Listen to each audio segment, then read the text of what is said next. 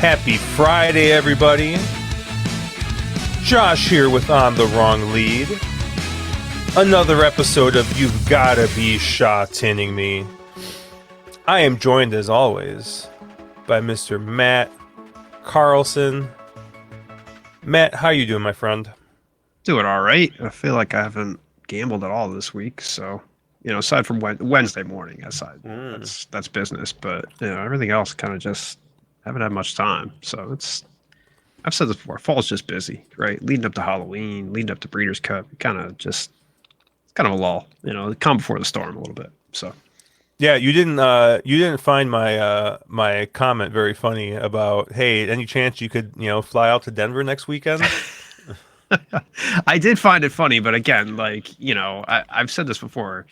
Having two young kids and then having the Breeders' Cup happen on Halloween, those two things don't really match. And as much as I'd really love to tell my wife, hey, take the kids over to the in-laws and show off their costumes to my parents, it doesn't really fly too well. So unfortunately, I'll be I think I posted on my Twitter at some point that my costume will be degenerate checking his phone every 35 minutes between races while my kids collect candy. So yeah, I probably, if I were a betting man, which I am, I think there's a bigger chance of me getting you out for that late November beer fest than it is. That's very true. Absolutely true. 100%. But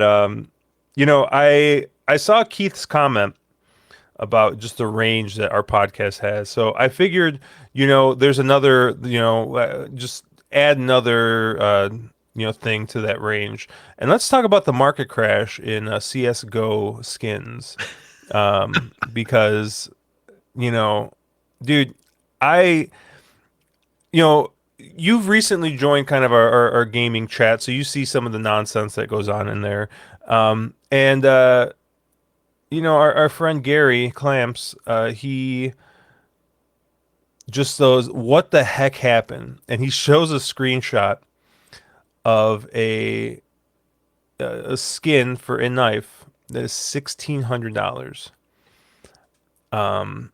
Now, it's just absolutely wild, and it's just at this point, like, is money real? Is anything real?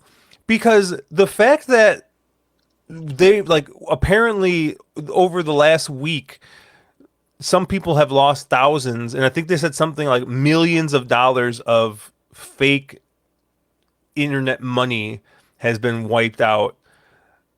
I mean, man, what are we doing now, man? Like, this is just absolute craziness. Like, we got money that doesn't exist on items that don't exist, and I don't even know what's real anymore.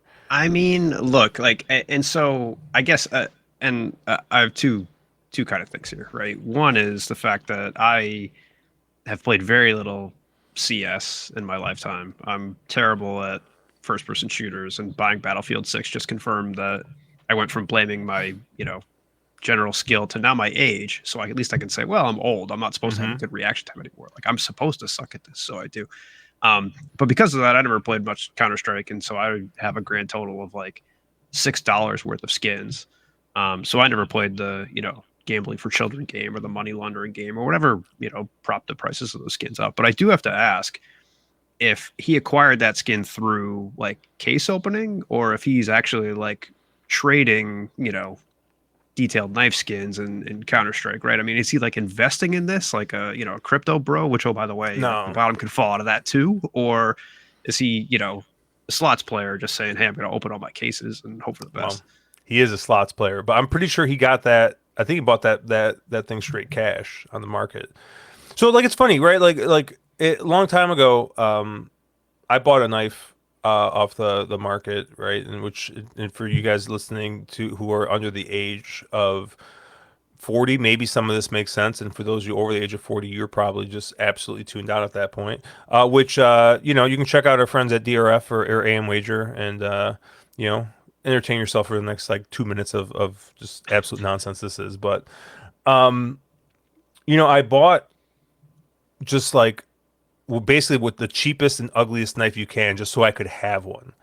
And I want to say I paid $40 for it, and I ended up selling it later on for like $42. So I probably lost like $5 right on the tax. At some point, like the cheapest one was like a couple $100, and so it was like I was like, oh man. But like over time, just like all this stuff just went up. It was like it's like Pokemon cards and Magic cards and all this stuff, like stuff that just like randomly you never thought was gonna be worth anything, and now it's just like worth a ton of money. And I didn't see CS skins, being a thing that blew up, but I do want to talk about Battlefield real quick, just because I just like the absolute funniest thing happened the other day, and I don't even know if I've told you this story yet. But I was playing a game, and this guy is like trying to sneak around and knife me in the back, right? Which is like very insulting thing, right? If you haven't played a video game, right? It's like I don't I know, like I found out that you can get hit with a sledgehammer in that you game. can. Yeah, and I have. That's how good I am at that game. So so I turn around and I shoot the guy and I kill him.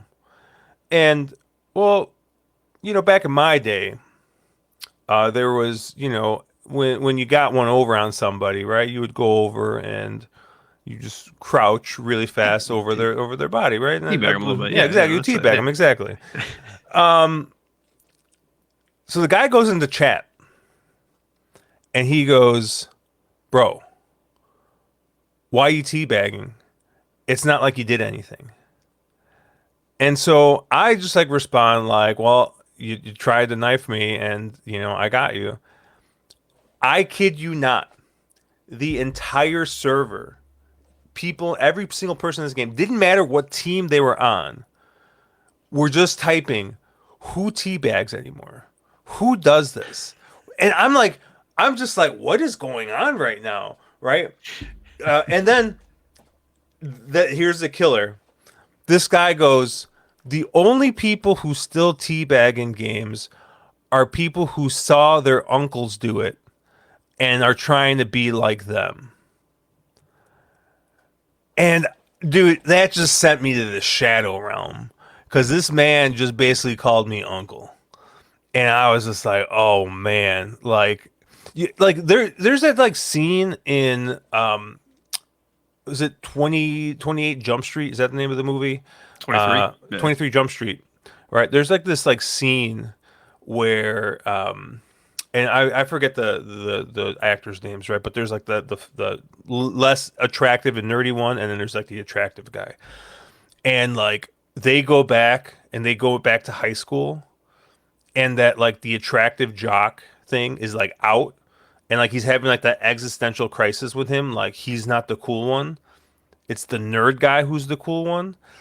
That was me in that server, just kind of realizing like the game has passed me by, and I am the old man out of touch, and that apparently the stuff I you just don't do that anymore. Just got to embrace it, man. That's it. It's gonna get worse. Things aren't gonna make any sense. Talk about like 6-7 or some shit instead. That's it. Oh That's God, what the kids love these days. Apparently, kids love 6-7, man. I don't know. They All don't right. love horse racing. No, they don't. They don't. And speaking of stuff that doesn't make sense, let's move on to the late pick three at the Oh, Sha Tin. If we still have anybody listening after that rant, and yeah, we're gonna go ahead and take a look at the Premier Bowl here. Right, going 1,200 meters, Group Two. Now, the important thing is this is a Group Two handicap, right? So everyone is not carrying the same weight. This is a handicap, and I think that's very, very important in this race, because the number one Helios Express, and Matt, I don't know what this looks like on your numbers, but from what I looked at and what I kind of reviewed, this horse looks like he just absolutely towers over this field. The problem is, as he's going to be carrying the most weight that I could find that he's carried, at least in the last, however far back I could go. I didn't go super, super far, but he's carrying 135 pounds, which is 8 pounds more than the second highest weight in this race, which is pretty significant. Granted, it's only 1,200 meters, right? So maybe you think like, hey, the adage is that weight makes a bigger distance on longer distances, but still, I that's a pretty large difference there, right? Going to 135. And the crazy thing about this is he ran in a Group 3 handicap and carried 12 less pounds. So he goes up in class and is carrying an additional 12 pounds. I think that he's still going to get bet, and I just I don't want to touch him at a short price. So I have the fade on the one. And then I kind of had a hard time. I ended up on four horses in this spot. Um, my top pick actually ended up being the three, Lucky With You. Um, and granted, like this is a horse that's maybe a little bit off form here. Um, but does have some back races, in particular that win five back, that does fit in, I think, with this group. Now, granted, he's been like 1,000,000 to 1 in these other spots, but um, I like him in here. I like the fact that he's drawn back inside, which I think has been, kind of an issue the last two times, right? He's been drawn out in the 10 post. He's back in the 4 post here, right? So he gets a better draw. And like if you kind of look at the races, I mean, throw out the Group 1. This is not a Group 1 horse, right? I mean, he was in way over his head. He was 60 to 1 and got just absolutely beat by Kaiying Rising, right? But the race before that, I mean, was only 3.5 lengths off of Kaiying Rising in that spot. And that was, he was inside, he was a better draw in that spot. So I do think that there's talent here. I think you're gonna get a humongous price on this horse. So I like the three lucky with you, but he's not the only horse I'm gonna use in here. I think the four fast network makes a bunch of sense, and I would like the four a lot better if he didn't draw the 12 post. I think that might be kind of tough for him. Granted, he has one from the 9 post, but that's with JMac aboard, and I mean, JMac could win from like the 18 post, So, um, I, maybe a little bit concerned. He did win that last race, the Group 3 handicap, but that was going 1,000 meters, right? But this is a horse that has run well here, going this trip. So I like Fast Network. I just wish he was drawn a little bit inside. Packing Hermit. I mean, Zach gets back aboard here. Honest, he is 2 for 2 at this track at this distance. Um, I'm just a little curious why this horse has been campaigned kind of the way he has. But I mean, I guess Zach doesn't care. So, and Zach's getting the board here. So, maybe that's good enough. This is probably your second choice, if not your favorite, or maybe he vies for favoritism with the one. Um, him I actually kind of see as a player in here, but Zach is kind of doing, I think, a lot of the heavy lifting there. But and then another I think what's going to be priced that I like is the 7 Invincible Sage. And you kind of look through this horse, and you look at this horse's PPs, and I think you gotta start tossing all the races that aren't at 1,200 meters. I think the 1,200-meter races look all right. Right, you're coming in at 120 pounds. Your problem is that you're out in the 14 post and you got Matthew Poon aboard. I think this horse. I mean, this horse is going to be probably 25 to 1, and he should be 25 to 1. But I think that that's going to be probably right around the price where he makes a little bit of sense in here. But I got the 3 Lucky With You as my top pick in here, but I'm going to also use the 4, 5, and 7. Try and get around this one. Where did you land here? Yeah, so you asked how Helios expressed looks on my figures and if he just towers over this field. And on my figures, Yeah, he kind of towers over this field. There's actually one other horse that towers over this field. Like it's a kind of a 2 horse race just on figs alone, and the other horse is Tomodachi Kokoro. And the last two races just, I mean, absolutely stand out.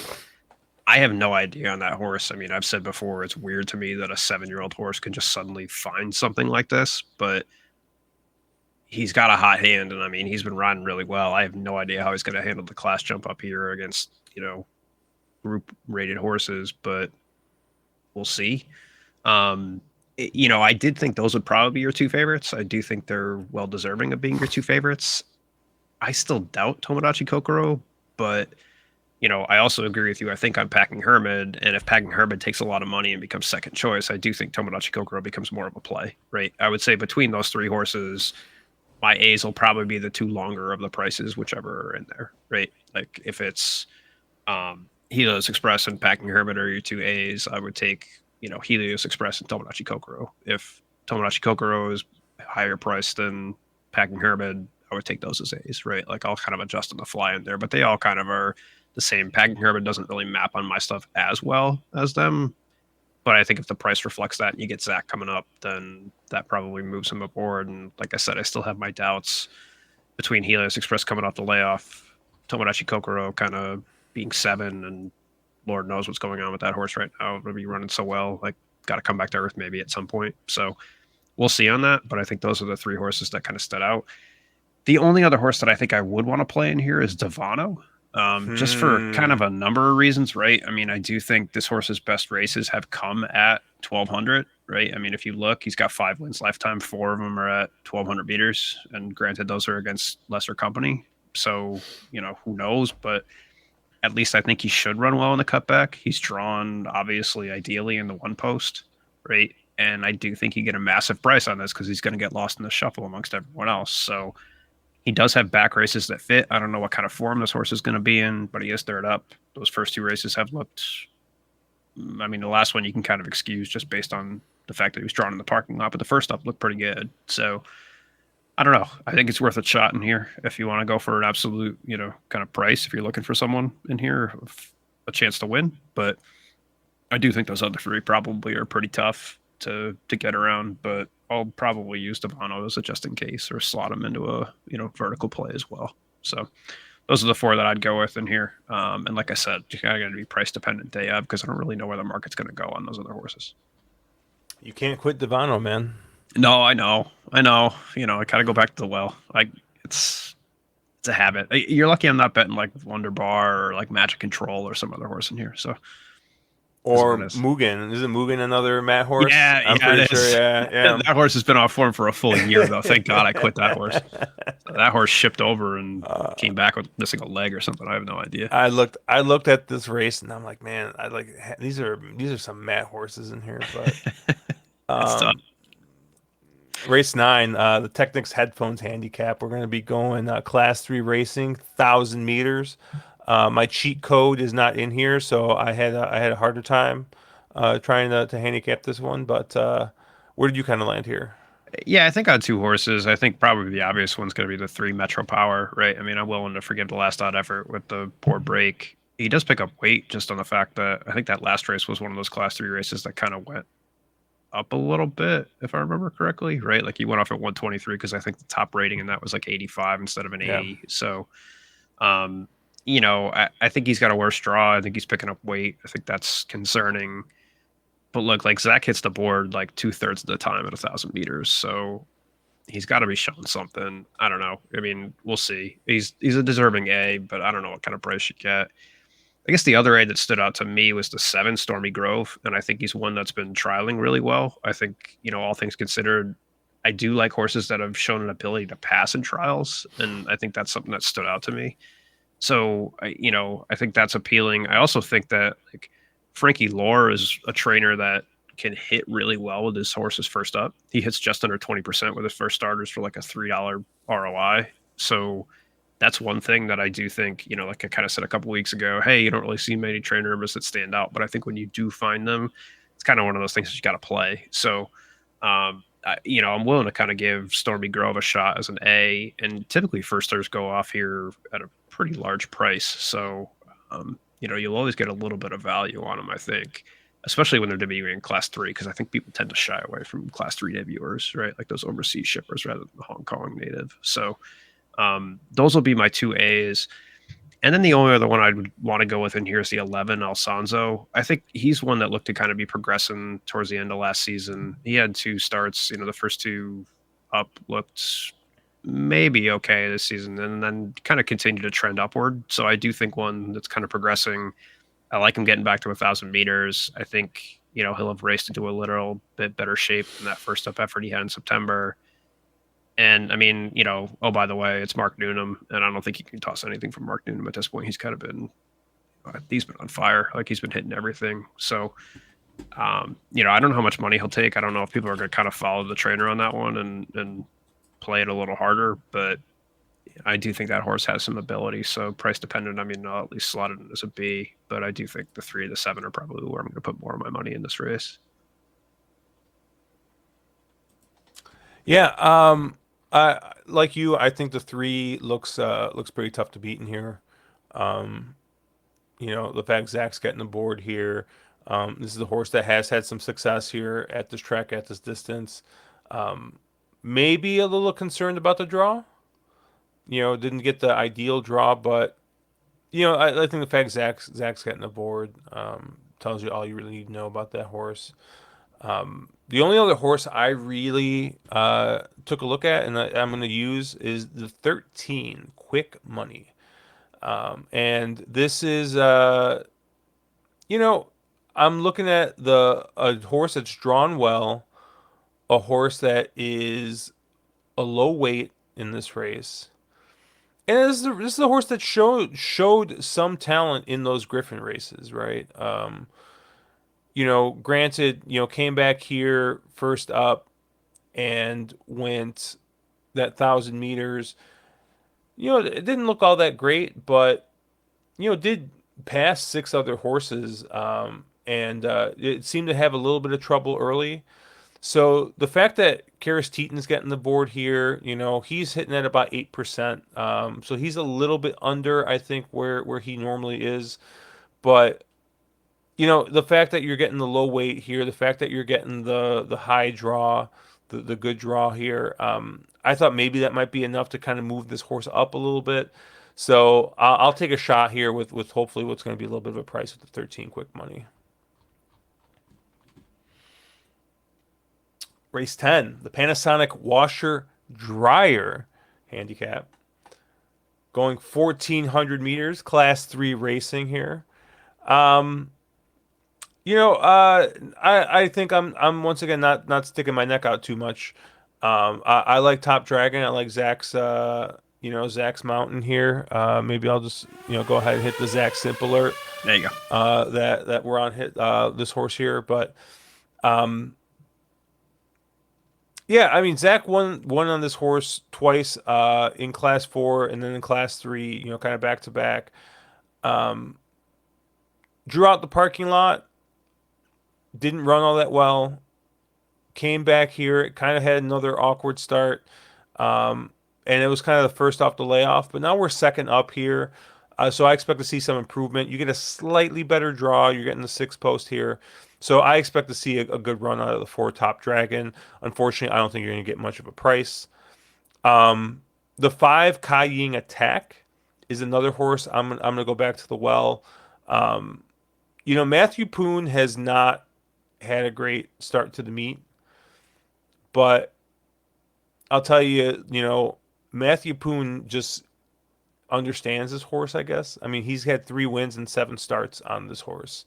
Um, and, if, I mean, Matthew Poon's normally like a 4%, 5% guy. So the fact that he's, at 40% with this horse, there's something there, right? Maybe there's some good, connection there. Maybe they're just spotting this horse really well. This looks like to be your leader. I would love this horse much, much more if this horse wasn't in the 14 post. That kind of scares me a little bit. But if Matthew Poon wins his second race of the year, and I'm not on it, on a horse that he's won 3 times previously on, I I don't know. Maybe this is the second win of the meet. So I like the 5 Kaying Attack, and the other horse I'm using is the 7 Dazzling Fit. Um, you know, ended the year pretty strong with 2 wins, and then had that third. It's gonna be first up here off the layoff, and Luke Ferrara stays aboard, who's had a pretty decent start to the meet, and the horse draws the rail. Um, so this is a horse that loves going, I think, this 1400 meter distance, draws the rail here, keeps the jock that has seemed to, you know, he's gotten a couple wins on, and the jocks actually had a pretty good start to the meet. So I like the 7 Dazzling Fit, and those are the three I'm going to use. I'm using the 4, the 5, and the 7. Where did you land?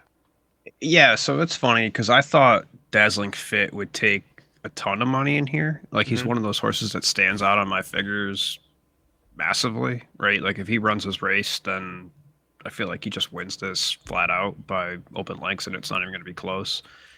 That said, it's tough, right? Because David Eustace is off to a terrible start, right? I mean, he doesn't have a win yet at Sha Tin this season.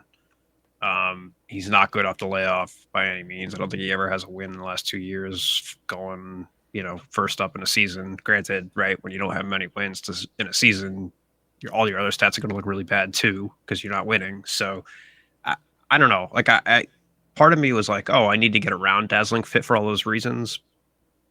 But I also think if everybody else does that, then I'd probably just go backwards on what I said and play Dazzling Fit maybe as a single, right? Like it's one of those things where if I'm expecting him to be short and he's not short, why am I double crossing myself? Like, am I getting too cute and saying, hey, I'm not going to play this horse um, when realistically he's on paper head and shoulders above the rest of this field? So TBD on that one. That said, if I see Dazzling Fit below like, you know, 5-2, he's probably not a play for me, and I'll probably want to go elsewhere. And beyond that, unfortunately, I think this race is pretty flat. So I think there's 4 other horses that I want to go with if Dazzling Fit's not a price I want to play. Um, you named Top Dragon second up. Okay, obviously it's Zach, right? I mean, you could play the same alarm for me. I mean, that's basically the only reason I'm playing it is because it's Zach on a second up horse, right? I mean, you're gonna play him. Um, I like the 3 a note a little bit. I thought he finally at least caught a draw inside of the 12 post, which granted it's the 10 post. Yeah, Hmm. great. But, um, at least he's kind of got, he's lost the draw lottery enough where I don't think you've seen what this horse can do just yet. And so I do think he's one of those that maybe he has some ability. I don't know if this is the time he shows it, but at least it's a little bit further in. At least the rails are a little bit further in here, and we'll see. I like the 9 Armor War Eagle, because I need to play Andrea Etzeni in the last race. I don't want to get boomed by him. I think he has some ability, right? But TBD there. And again, Mark Newnham, right? I mean, even Etzeni can win with Mark Newnham at this point. And I did like the 14 a bit one man show, who I think can probably show some sneaky speed in here. And you know me, right? Like if I ever see a horse that has at least a little bit of speed, lightly raced, low weight, etc., I'd always think it's worth a play. So I think just from that horse potentially can show something that he hasn't shown just yet, and even maybe wire him around going off the low weight in here. So look, if Dazzling Fit's a decent price, I'll probably play him and maybe those other 4 underneath. If he's a really good price, I might just play Dazzling Fit. If Dazzling Fit's 3-2, I'll be playing those other 4 and hoping I just get through it. So not really a strong opinion either way, but that's kind of where I'm going. If Dazzling Fit's too low, then it's a pretty flat race beyond that to me. All right. And then it seems like we have what might be our first beer bet of the year in race 7. Where did you land here in race 7? So I'm probably going to be stupid getting around Hong Lock Golf, but I don't think you're taking Hong Lock Golf either in here. Hmm. I think everyone else is going to take Hong Lock Golf. I think that horse is going to be very short for probably a pretty good reason. Um, but I went to the 10 Mighty Strength. Or sorry, I went to the 10 Stunning Peach in here. Wait, am I looking at the wrong horse? What am I doing in here? Yeah, maybe you Hold picked the on. wrong. Maybe you picked a different race because What race did Holland I Golf isn't in pick? this race. What race did I pick? Did I pick the sixth race? I picked the sixth race. I didn't pick the seventh race. Ah, what the heck? I know. I see. Blame this shit. Oh I'm an God. idiot. Never mind. Okay. Never Well, mind. where'd you Never land on mind. race Scratch six? it. Race six, I picked Stunning Peach. I was gonna say, I'm like, what the hell am I thinking here? I'm looking at the race. I'm like, wait a second. This is good. Edit this out. We've never edited a podcast in our life. So, by the way, you get to see me be an idiot around here.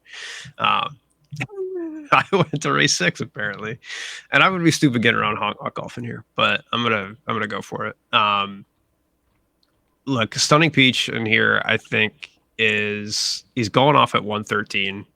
His best races are going around one turn at 1800. And if you look, this horse basically spent all of last season outside the seven post. So, he's kind of been off since March.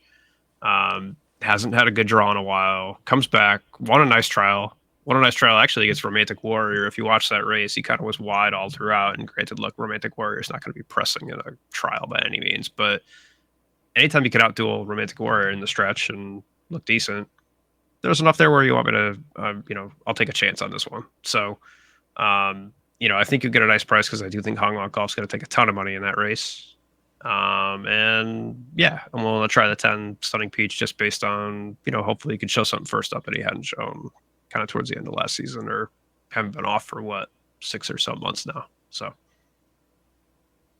that'll be mine in race six, not race seven. So No. unfortunately, All right, beer I still bet's have to ship you canceled. beer otherwise. Yeah, I'll find someone in race seven for you. But Uh, yeah, race seven. Brittany Wong on speed. I mean, I don't know. SJ Tourbillon looks to be. Uh,